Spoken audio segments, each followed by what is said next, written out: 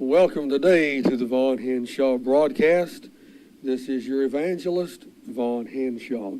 Today's text is going to be lifted from the book of Ezekiel, chapter 33, beginning at verse 1.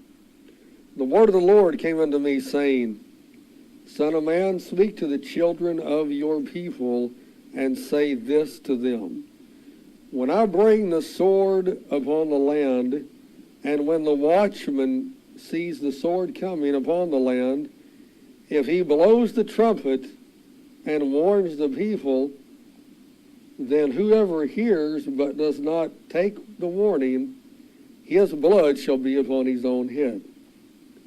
But if the watchman sees the sword coming and does not blow the trumpet, his own blood shall be upon his own head, as well as the blood of those he should have warned.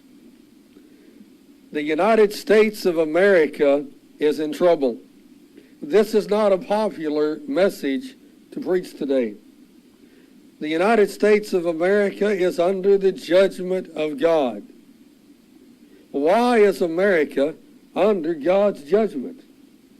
Because of the millions of aborted babies since we legalized abortion in 1973. Because the homosexual agenda that seeks to change our culture, control our culture, and corrupt our culture. God judged Sodom and Gomorrah because of why? Because of their homosexuality. There was no other reason God judged Sodom and Gomorrah other than they crossed the line into their homosexuality. God judged Rome because of their homosexuality. God is judging the United States of America because we are legalizing same-sex marriage all across this nation. The mayor of Houston, Texas, is a lesbian, and she has publicly said that she wants all Christian pastors in Houston, Texas, to turn over their sermon notes to her.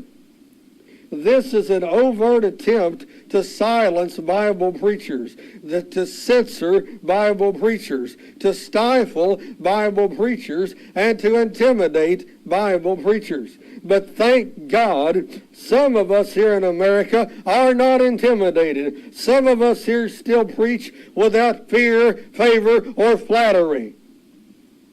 There's some that still preach the old-fashioned gospel and know how to bombard the brimstone gates of hell with the word of Almighty God.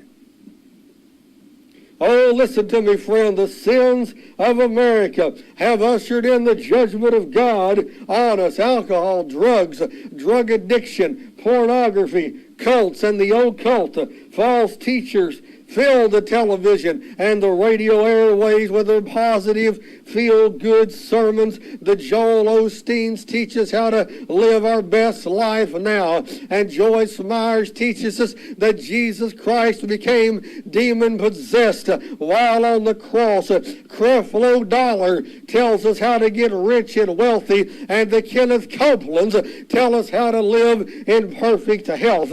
And in the midst of all this sugar-coated candy apple false gospel, where are the watchmen who are warning us that danger is coming? Where are the watchmen telling us that America is under the judgment of God? Consider the horrific earthquakes and the forest fires and the tornado outbreaks and the floods. This, my friend, is all the signs of God's judgment, along with the school shootings and the Ebola that's now hit America. Barack Hussein Obama was elected twice by a God-hating, Christ-despising, sin-loving, idol-worshiping nation. Obama is a tool of God's judgment against America. Obama hates Jesus Christ. Obama hates Christianity. Obama hates the freedoms and the inalienable rights that my forefathers fought and died to give us. Obama is endeavoring to strip us of every constitutional right and freedom that we hold here dear here in America. Where are the watchmen on the wall? Where are the John the Baptist who cry out against the sins of the king? Where are the Apostle Pauls who cry out against the false teachers, those who preach another Jesus and another gospel?